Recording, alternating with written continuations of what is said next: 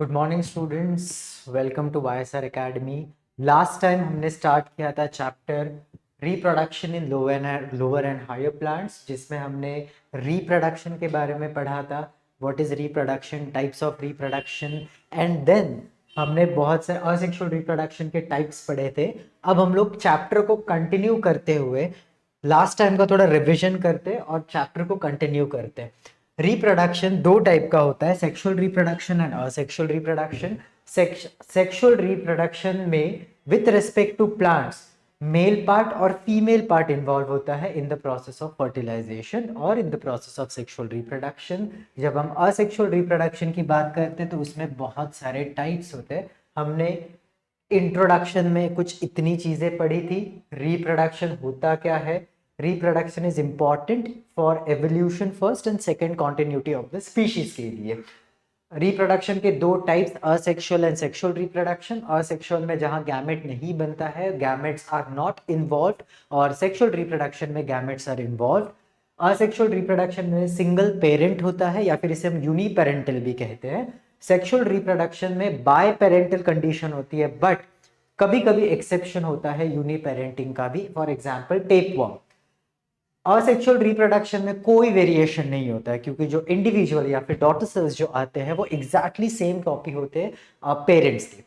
अगर मुझे वेरिएशन लाना है असेक्सुअल रिप्रोडक्शन में तो मुझे म्यूटेशन करना पड़ेगा। सेक्सुअल रिप्रोडक्शन में डेफिनेटली वेरिएशन होता है, क्योंकि दो डिफरेंट गैमीट्स इन्वॉल्व होते हैं। प्लस मियोसिस हमने सेल डिवीजन में ऑलरेडी पढ़ा है। मियोसिस 1 के, प्रोफेज 1 के पैकेटिन स्टेज में रिकॉम्बिनेशन होता है गैमीट्स का, जिससे वेरिएशन होता है। असेक्सुअल रिप्रोडक्शन में क्लोन्स बनते हैं, सेक्सुअल रिप्रोडक्शन में क्लोन्स नहीं बनते। असेक्सुअल रिप्रोडक्शन में असेक्सुअल रिप्रोडक्शन फास्ट होता है, सेक्सुअल रिप्रोडक्शन स्लो होता है। लास्ट टाइम का बच्चे हम रिवाइज कर रहे हैं थोड़ा। असेक्सुअल रिप्रोडक्शन की अगर हम बात करें तो असेक्सुअल रिप्रोडक्शन के टाइप्स हमने लास्ट टाइम डिटेल में पढ़े। Fragmentation, budding, spore formation, then binary fission, gemmule formation and vegetative propagation.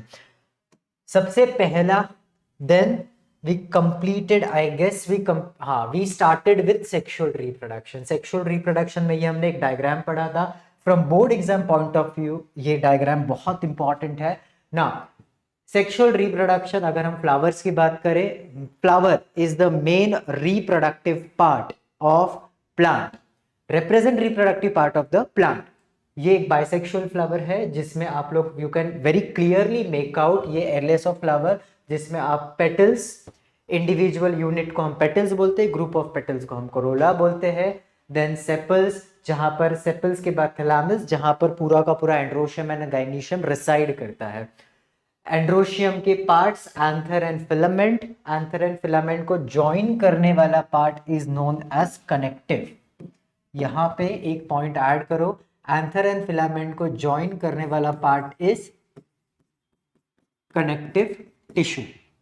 Then हमने गाइनीशियम के पार्ट्स पढ़े, जिसमें सबसे ऊपर होता है stigma, style, ovary, and ovary के अंदर होता है ओव्यूल। आज हम फ्लावर का एक डिटेल डिस्क्रिप्शन देखते हैं कि फ्लावर में एग्जैक्टली क्या होता है। ये लास्ट टाइम के कुछ पॉइंट्स थे। आज हम लोग अब हम आते हैं parts of flower. Let me take another colour. Parts of flower. इस डायग्राम के बेस्ड पर अब हम पार्ट्स ऑफ फ्लावर पढ़ेंगे। दो टाइप के पार्ट्स होते हैं, दो इंपॉर्टेंट चीजें होती है फ्लावर में। सबसे पहला पार्ट होता है एसेंशियल वॉल्स, दूसरा होता है एक्सेसरी वॉल। एसेंशियल वॉल, दूसरा पार्ट है एक्सेसरी, एक्सेसरी वॉल।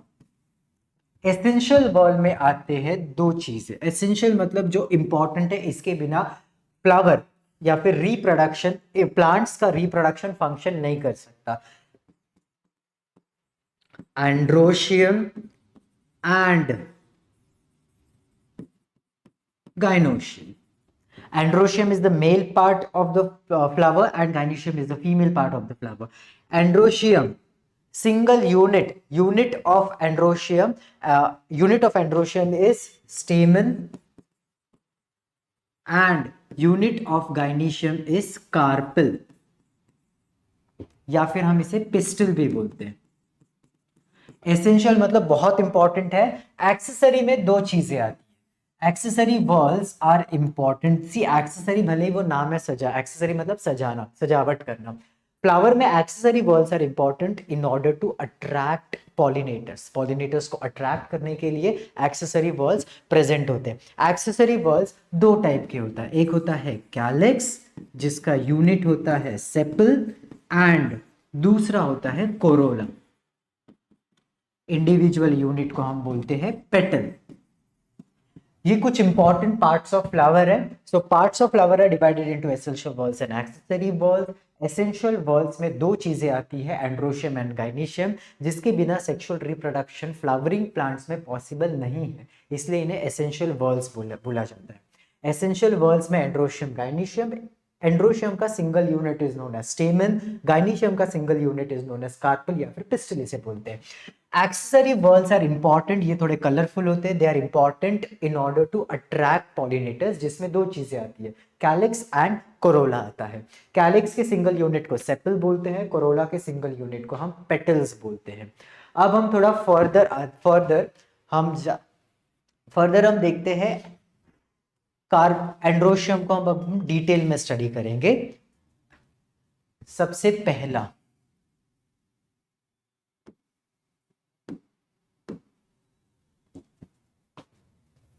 एंथर या फिर एंड्रोशियम को आज हम डिटेल में स्टडी करते हैं। एंड्रोशियम डायग्राम ड्रॉ करें एंड्रोशियम का ना। एंड्रोशियम सबसे पहला पॉइंट आता है, it is the male reproductive part of flower. Androecium is a male reproductive part of flower. Male reproductive part of flower. Androecium consists of two things. One is anther, another is filament. Anther and filament को connect करता है connective. Anther and filament को connect करता है, connective tissue connect करता है। अब anther में let us draw the diagram of anther.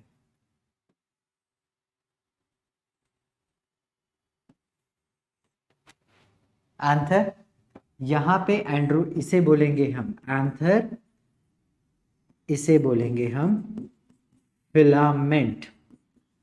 Anther के अंदर प्रेजेंट होते हैं पोलन ग्रेन्स। ये नॉर्मल बेसिक एंड्रोशियम का डायग्राम है जो आपको पता होना चाहिए। एंड्रोशियम सबसे पहले रिवाइज करते हैं एक और बार। Androecium is the male reproductive part of the flower. It consist of anther and filament. Anther and filament को ज्वाइन करने वाला is connective tissue. This is the basic structure of androecium. अब नेक्स्ट आपके टेक्स्ट बुक में दिया रहेगा monothecous and dithecous anther के बारे में। Now let us see differentiation between monothecous and dithecous anther. एक होता है मोनोथीकस एंथर एंड दूसरा होता है डाइथीकस।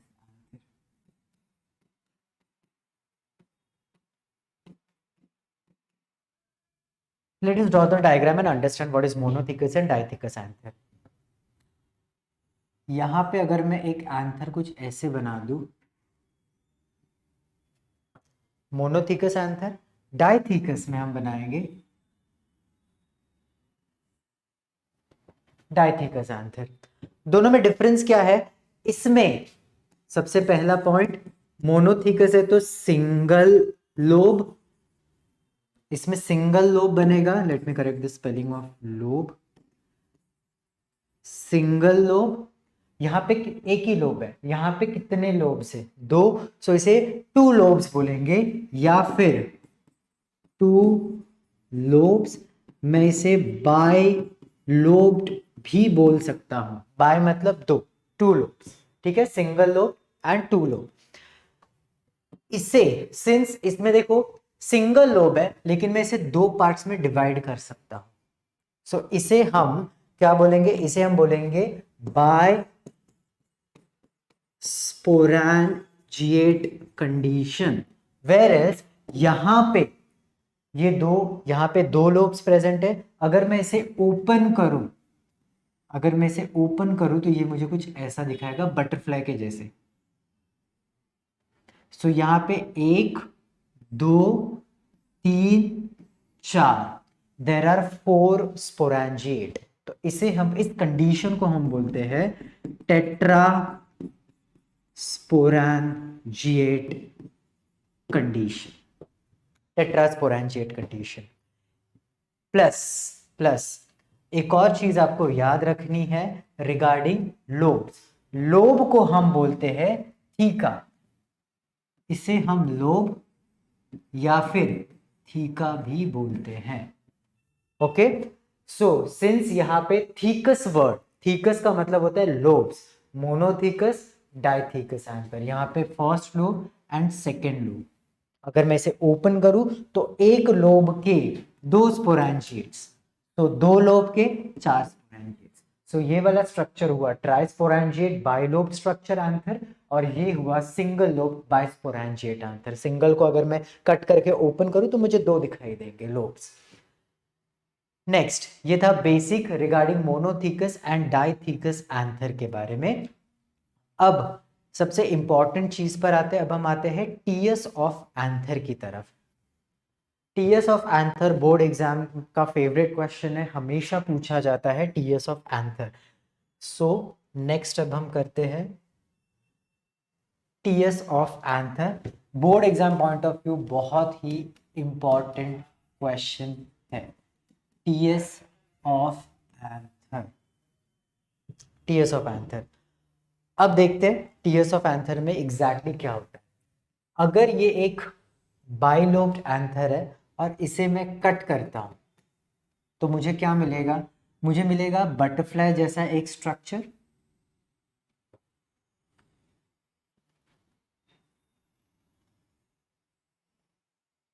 एक बटरफ्लाई जैसा स्ट्रक्चर मिलेगा।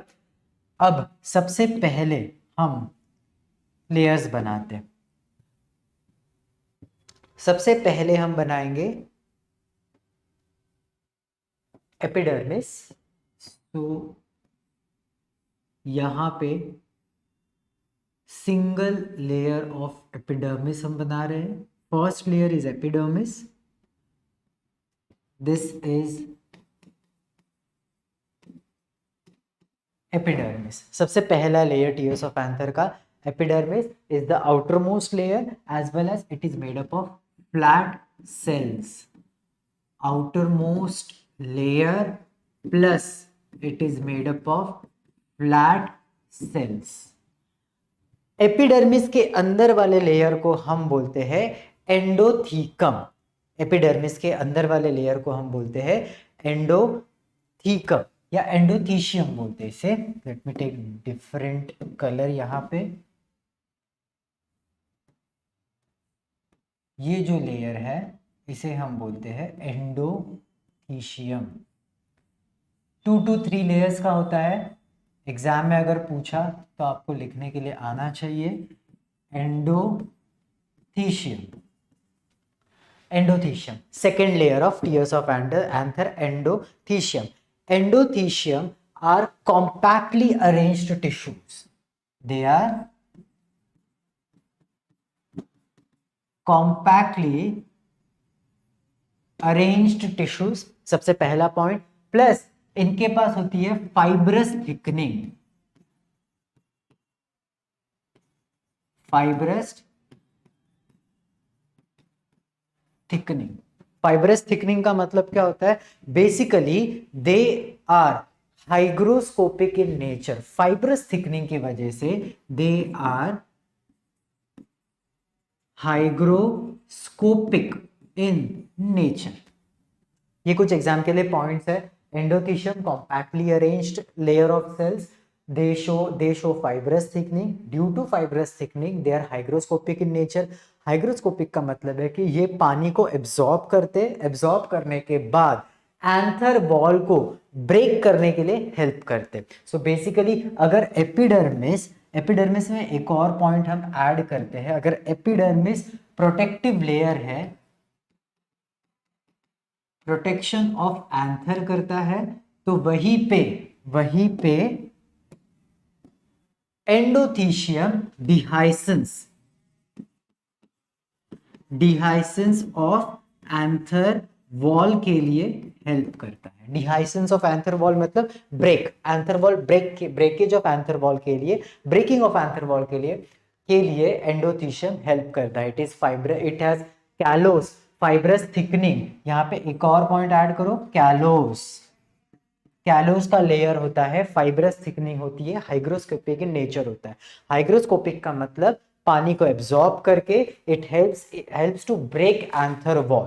जब भी पोलन ग्रेन मैच्योर होंगे, ये पर्टिकुलर लेयर पानी को एब्जॉर्ब करके ब्रेक करेगी एंथर वॉल को, जिससे कि अंदर के पोलन ग्रेन्स बाहर निकल आए, ट्रांसफर हो जाए। नेक्स्ट आते हैं हम मिडिल लेयर के पास। मिडिल लेयर बहुत सिंपल 2 से 3 लेयर की होती है। मिडिल लेयर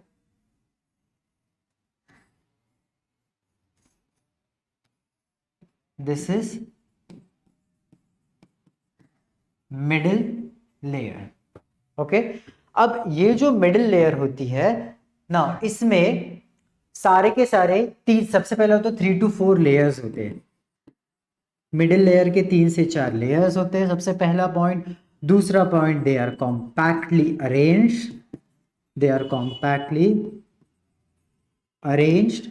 तीसरा पॉइंट आप लिख सकते हैं कि they are made up of parenchymatous cells. Parenchyma, सारे के सारे पैरेनकाइमेटस सेल्स होते हैं मिडिल लेयर में। प्लस मेच्योरिटी में, जैसे ही मेच्योर हो जाता है एंथर, मेच्योरिटी के वक्त ये मिडिल लेयर डिसइंटीग्रेट होता है। मेच्योरिटी में क्या होता है, ये लेयर जो होता है मिडिल लेयर का, ये डिसइंटीग्रेट होता है। डिसइंटीग्रेट होना मतलब ये पूरा का पूरा अपना स्ट्रक्चर बिगाड़ देता है, डिसइंटीग्रेट हो जाता है। ओके, अब सबसे इंपॉर्टेंट लेयर पे आते हैं, जिसे हम बोलते हैं टैपेटम। वाइट से बनाते हैं। सबसे इंपॉर्टेंट लेयर पर आते हैं हम, लास्ट लेयर जिसे हम बोलते हैं मिडिल लेयर के अंदर आते हैं टैपेटम की तरफ। अब इसका point I am writing down here, tapetum.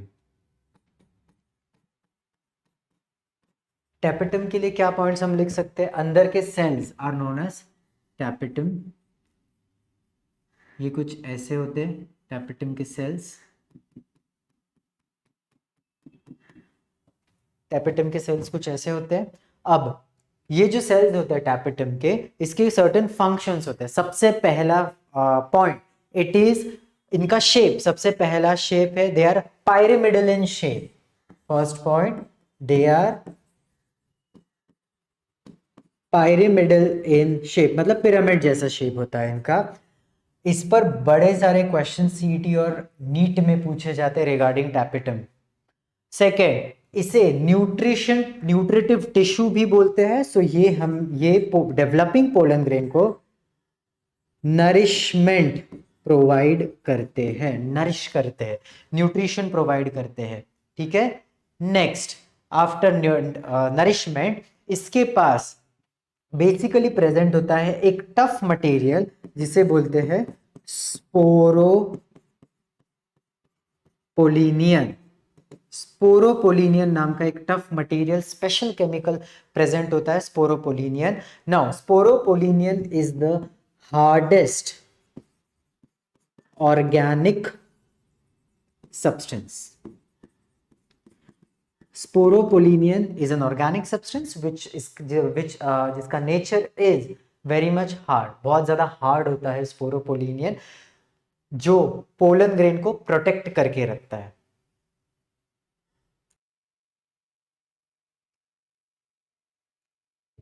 TS of anther, वापस एक बार रिवाइज करते हैं। टीएस ऑफ एंथर में सबसे पहला layer is epidermis, which is protective in nature, outer most layer made up of flat sales. Second layer is endothecium. Endothecium is compactly arranged, fibrous thickening. They are hygroscopic in nature, helps in dehiscence of anther wall. Third is the middle layer. Middle layer is made up of 3 to 4 layers of cell, parenchymatous cells. They are compactly arranged. Below middle layer present is tapetum. Tapetum पे बहुत important है, questions पूछे गए हैं, PYQs है बहुत सारे. They are pyramidal in shape, pyramid जैसा शेप है इनका. नरिशमेंट, डेवलपिंग पोलन ग्रेन्स को ये नरिश करने का काम करते हैं. दूसरा, इनके पास एक special type of chemical substance है जिन्हें बोलते हैं स्पोरोपोलिनियन. स्पोरोपोलिनियन एक ऑर्गेनिक सब्सटेंस है which is hard in nature. अब हम एक फ्लो चार्ट के फॉर्म में समझते हैं पूरा का पूरा डायग्राम. टीएस ऑफ एंथर का हम फ्लो चार्ट के फॉर्म में समझते हैं. सबसे पहला याद रखो हाइपोडर्मल सेल्स. Hypodermal cells. अब यही hypodermal cells gets converted into archesporial cells. Archesporial cells. यही आर्चीस्पोरियल सेल्स के पास आगे चलकर दो वॉल्स बनाते हैं. Outer is called as parietal. Outer is known as parietal layer और अंदर के सेल्स को बोला जाता है इनर स्पोरोजिनस सेल.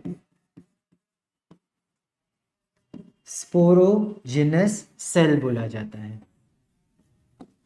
अगर हम आउटर पैराइटल सेल्स पर फोकस करें तो आउटर पैराइटल सेल्स के पास होता है, आउटर पैराइटल सेल्स आगे चलकर बनाते हैं एंथर वॉल. एंथर वॉल के अभी हमने 4 पार्ट्स पढ़े.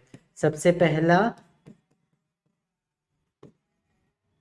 Epidermis, second endothecium, third middle layer and fourth tapetum.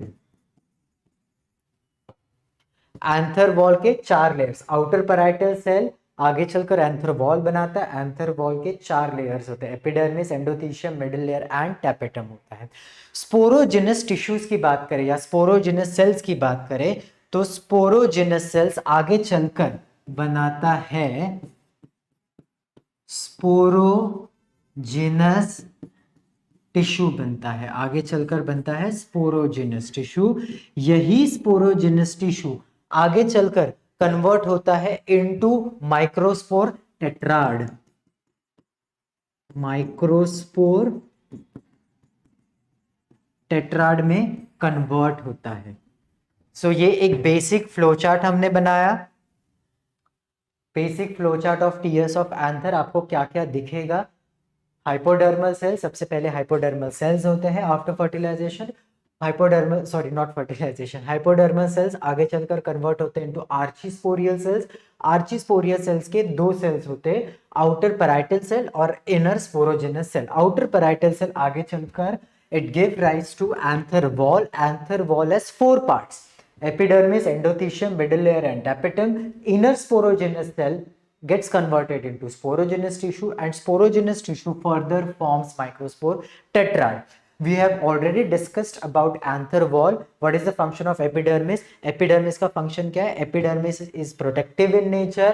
It is made up of it is outermost layer, protective in nature, plus made up of flat cells, single flat cell से बने होते हैं.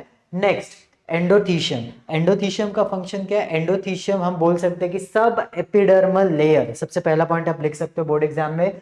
Endothecium का position क्या है? Sub epidermal layer या फिर below epidermis endothecium is present. Plus they are made up of elongated cells. They are hygroscopic in nature and helps in dehiscence of anther wall during maturity. Next, middle layer. Middle layer is made up of compactly arranged 2 to 3 cells which gets disintegrated during maturity.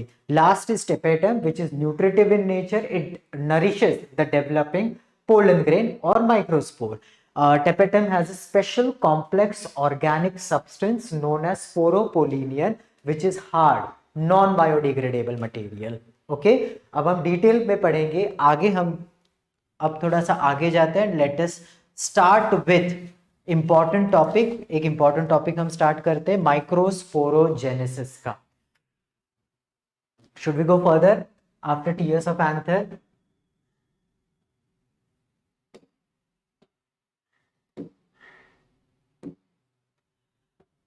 Tears of anther के बाद अब हम आते हैं microsporogenesis पे। Microsporogenesis, microsporogenesis क्या होता है? सिंपल डेफिनेशन है माइक्रोस्पोरोजेनेसिस का, जब sporogenous tissue, sporogenous tissue gets converted into microspore या फिर पोलन ग्रेन, इस पूरे प्रोसेस को बोला जाता है माइक्रोस्पोरोजेनेसिस। अच्छा, sporogenous tissue is diploid in nature, 2n होता है। अब स्पोरोजेनस डिप्लॉयड को हैप्लॉयड में कन्वर्ट करना है, तो माइटोसिस होगा कि मियोसिस होगा? यहां पे होगा मियोसिस। Meiosis या meiotic division, when sporogenous tissue with the help of meiotic division gets converted into microspore or pollen grain which are haploid in nature, it is known as microsporogenesis, या the process is known as microsporogenesis। अब sporogenous tissues को हम pollen mother cell भी कहते हैं, don't get confuse, इसे हम pollen mother cell भी कहते हैं या फिर माइक्रोस्पोर मदर सेल।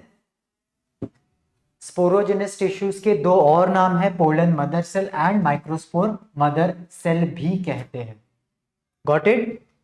तो ये बेसिक कंसेप्ट था माइक्रोस्पोरोजेनेसिस का। अब हम एक स्टेप आगे जाते हैं इनटू स्ट्रक्चर ऑफ माइक्रोस्पोर या फिर स्ट्रक्चर ऑफ पोलन ग्रेन, जिसे कहते हैं स्ट्रक्चर ऑफ माइक्रोस्पोर या structure of pollen grain. Next topic,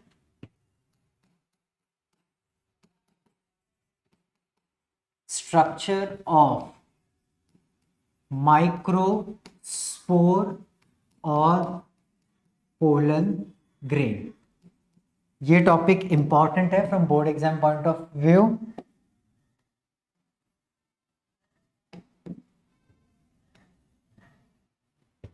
single microspore या पोलन ग्रेन का अब हम स्ट्रक्चर देखते हैं कैसे दिखता है।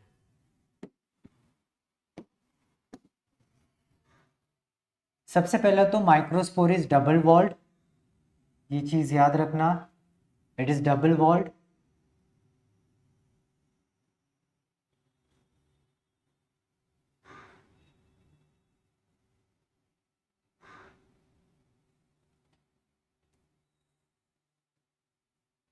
दो लेयर से बने हैं माइक्रोस्पोर,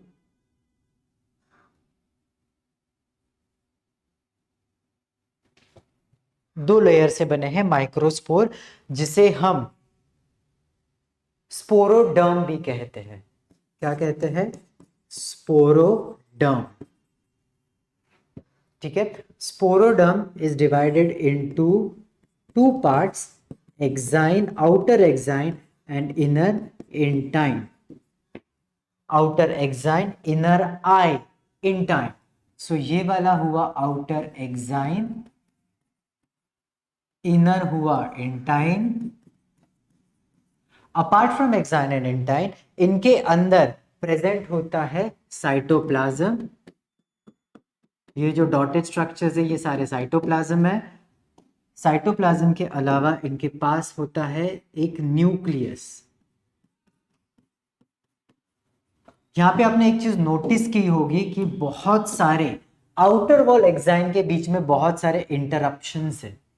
इन इंटरप्शंस को बोला जाता है जर्म पोर, इसे कहते हैं germ pore. Before that microspore का एक हम डिटेल एक टिपिकल इंट्रोडक्शन देते हैं कि व्हाट इज माइक्रोस्पोर। माइक्रोस्पोर या फिर pollen grain is a non motile haploid body. It is a non motile haploid unicellular structure. ये फर्स्ट पॉइंट आपका आएगा इंट्रोडक्शन में, अगर एग्जाम में पूछा describe the structure of microspore या पोलन ग्रेन, सबसे पहला पॉइंट टिपिकल माइक्रोस्पोर और pollen grain is non motile haploid unicellular structure. It consist of two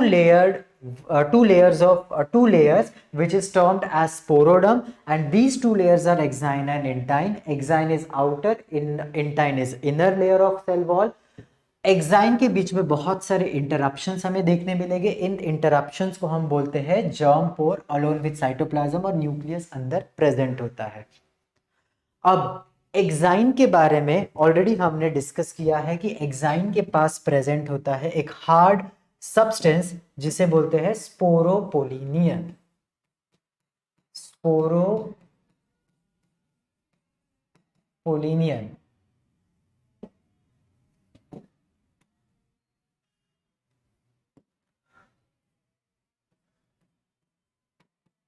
स्पोरोपोलिनियन। अब स्पोरोपोलिनियन की खासियत होती है कि these are non biodegradable hard complex organic substance. Exine की खासियत होती है non biodegradable substance, sporopollenin, complex structure. Now इसके बाद जर्म पोर। अब एक्साइन्स के बहुत सारे इंटरप्शन है जिन्हें हम जर्म पोर बोलते हैं, विच आर थिन वॉल्ड। आगे पता चलेगा कि ये थिन वॉल्ड क्यों होते हैं। स्पोरोपोलिनियन एक कैरेक्टरिस्टिक फीचर है प्लांट्स के अंदर, प्लांट पोलन ग्रेन्स के अंदर। हर स्पीशीज के पास स्पोरोपोलिनियन प्रेजेंट होता है। जब हम स्ट्रक्चर स्टडी करते हैं पोलन ग्रेन का, हर स्पीशीज का स्पोरोपोलिनियन के बेसिस पे पोलन ग्रेन का स्ट्रक्चर डिफर करता है एक दूसरे से। ये इंपॉर्टेंट वर्ड या ये इंपॉर्टेंट नॉलेज याद रखना। ओके अगर हम इंटाइन की बात करें तो intine is made up of cellulose and pectin. Intine is made up of cellulose and pectin से बना होता है। ओके ये सिंपल स्ट्रक्चर ऑफ माइक्रोस्पोर या फिर पोलन ग्रेन का डायग्राम है। एग्जाम में पूछा जा सकता है for 2 to 3 marks. If not for 2 to 3 marks then CET या फिर नीट में पूछेंगे रिगार्डिंग आपको पूछा जाएगा स्पोरोपोलिनियन के बारे में। एग्जाम के पास स्पेशलिटी है स्पोरोपोलिनियन की। इंटाइन किससे बना है? Germ pore, whether it is thick और थिन वॉल्ड। ओके स्पोरोडर्म क्या होता है? एक्साइन और इंटाइन को मिला के हम स्पोरोडर्म बोलते हैं।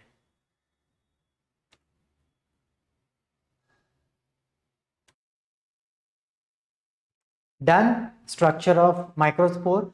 अब हम आते हैं एक इंपॉर्टेंट कंसेप्ट पे जिसे पोलन वायबिलिटी कहते हैं।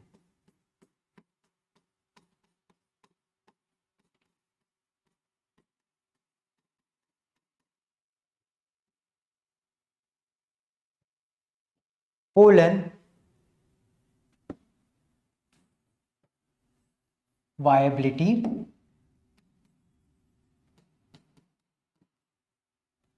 Pollen viability. अब ये पोलन वायबिलिटी होती क्या है?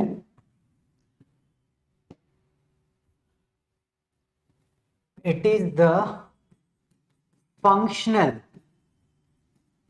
Ability of pollen grain to germinate. यानी कि pollen grain germination pollen viability होती है। मतलब अगर पोलन ग्रेन जर्मिनेट हो रहा है बड़ी आसानी से तो उसे वायबल पोलन बोलेंगे। कुछ पोलन ग्रेन्स जर्मिनेट नहीं होती है।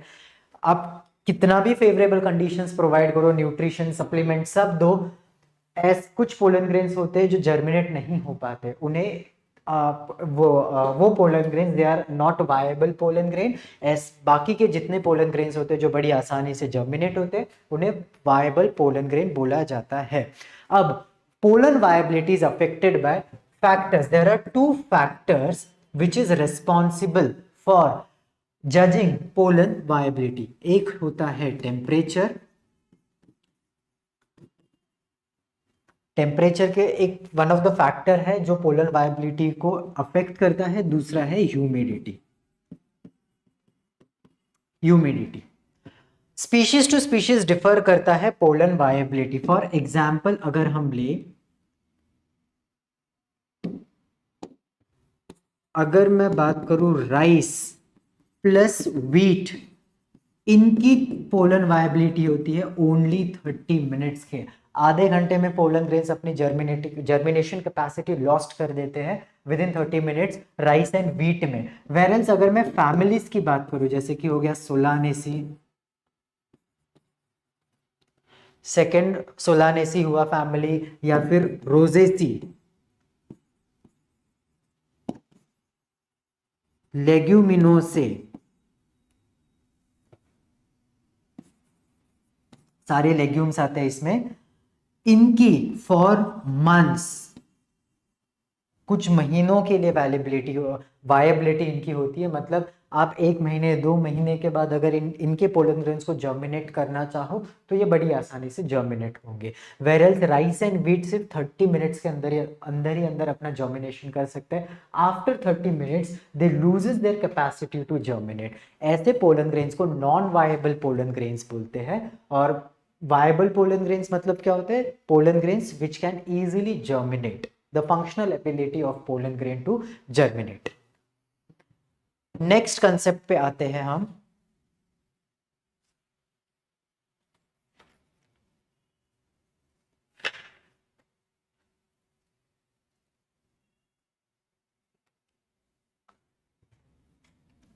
Development of male gametophyte.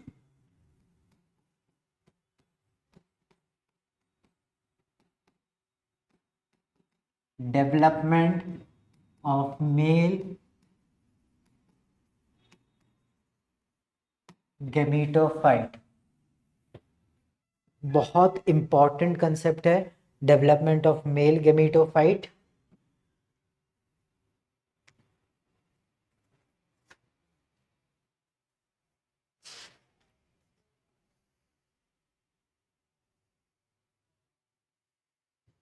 चलो डेवलपमेंट ऑफ मेल गैमेटोफाइट करते हैं। अब हमने ऑलरेडी पोलन ग्रेन का स्ट्रक्चर तो पढ़ा ही है। ये हुआ हमारा pollen grain, exine and intine के वॉल, बीच बीच में बहुत सारे germ layers, germ pores, sorry. ये हो गया नॉर्मल पोलन ग्रेन हमारा, ठीक है। जहाँ पे ये नॉर्मल पोलन ग्रेन है, जहाँ पर आप एक्साइन, इंटाइन, न्यूक्लियस बड़ी आसानी से सारी चीजें देख सकते हैं। अब सेकंड में क्या होता है कि यही nucleus further gets divided into 2 cell condition. 2 cells में डिवाइड होता है। एक को हम बोलेंगे जनरेटिव, दूसरे को हम बोलेंगे वेजिटेटिव सेल।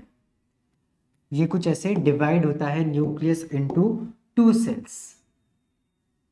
यहां पे हम एज यूजुअल सारे के सारे पोर्स बना देते हैं।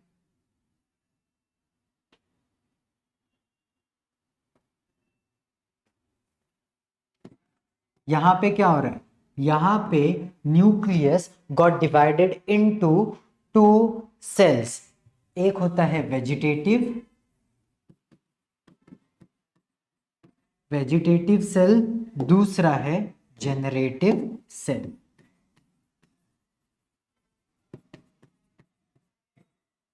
जनरेटिव सेल 2 पार्ट्स में अब डिवाइड हो चुका है। अब क्या होगा? ये जो जर्म पोर है, जर्म पोर में से धीरे धीरे निकलेगा पोलन ट्यूब, बाहर निकलना स्टार्ट हो जाएगा। अब देखो हमने बोला था germ pore is thin, it is bit thin, ठीक है। अब थिन क्यों बोले थे हमने जर्म पोर को? क्योंकि जर्म पोर से निकलता है पोलन ट्यूब।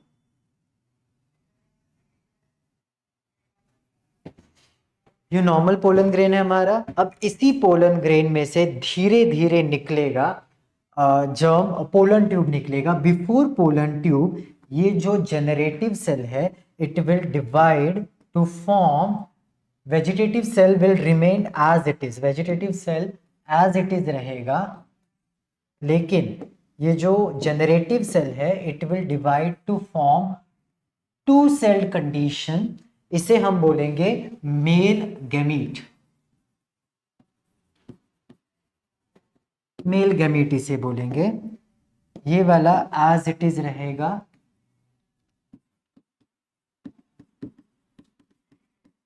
Vegetative cell.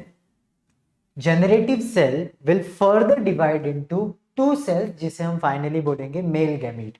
अब फाइनली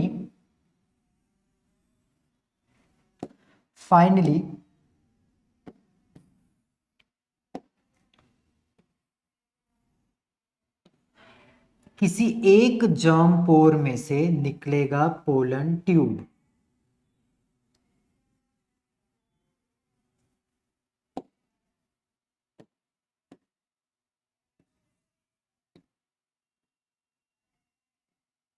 ये हो गए मेल गैमीट, इसे कहते हैं पोलन ट्यूब।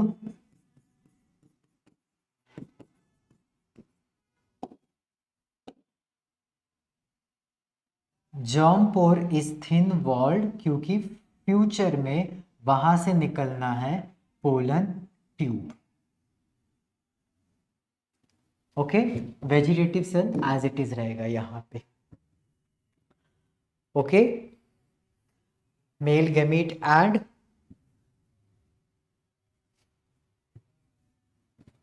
Got it. ये हो गया हमारा डायग्राम डी। अगर हम बात करें vegetative cell and generative cell, अब ये जो बी वाला डायग्राम है वेजिटेटिव एंड जनरेटिव सेल, ये दो सेल्स बने, इसे हम बोलते हैं two cell staged condition, two cell stage condition. Almost 60% angiosperms में 60% एंजियोस्पर्म्स में पोलन ग्रेन जब मेल गैमीट से बाहर निकलता है ना तो वो टू सेल स्टेज में बाहर निकलता है, यानी कि vegetative and generative cell stage में बाहर निकलता है। Where else 40% three cell stage में बाहर निकलते हैं पोलन ग्रेन। ये टू सेल स्टेज है, यहाँ पे थ्री सेल स्टेज है। अब देखो ये जो वेजिटेटिव सेल है ना, यहाँ पे वेजिटेटिव सेल्स मेल गैमीट को नीचे पुश करेगा और जब ये नीचे नीचे जाएगा तो फाइनली यहां पे हम लिख सकते हैं एज मेल गैमीट एंड इसे हम बोलेंगे ट्यूब सेल। वेजिटेटिव सेल नीचे पुश करेगा और मेल गैमीट के साथ वो नीचे जाएगा, तो ये दोनों सेल्स को हम बोलेंगे मेल गैमीट। और जो जनरेटिव सेल दो पार्ट्स में डिवाइडेड था, एक बनेगा पार्ट ऑफ मेल गैमीट, दूसरा बनेगा पार्ट ऑफ ट्यूब सेल, और फिर नीचे पुश करते करते डायरेक्शन देगा पोलन ट्यूब को फॉर फर्टिलाइजेशन इन ओव्यूल।